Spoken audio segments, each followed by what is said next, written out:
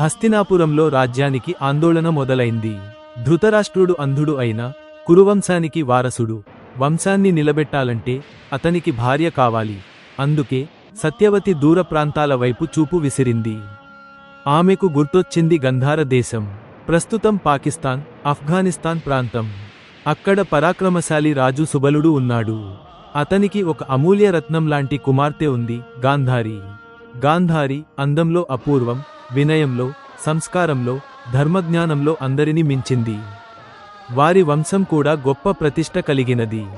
గాంధారితో సంబంధం మాట్లాడినప్పుడు సత్యవతి ఘోరమైన నిజం చెప్పింది. ధృతరాష్ట్రుడు అంధుడు.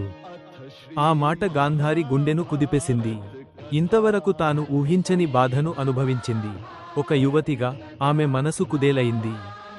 కాని ఆ వేదనలో నుంచే గాంధారికి ధైర్యం వచ్చింది. ఆమె తుది నిర్ణయం స్పష్టమైంది.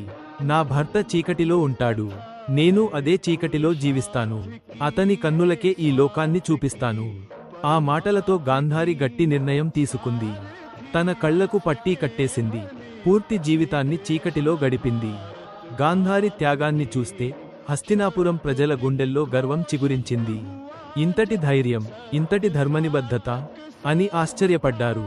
ఆమెను దివ్య స్త్రీగా ప్రశంసించారు. కురువంశానికి కొత్త గౌరవాన్ని తెచ్చింది గాంధారి. అప్పటినుంచే కురువంశపు భవిష్యత్తు కొత్త దారిలో నడవడం ప్రారంభమైంది. మహాభారతం యుద్ధానికి ఇది ఒక చిన్న బీజం అయింది.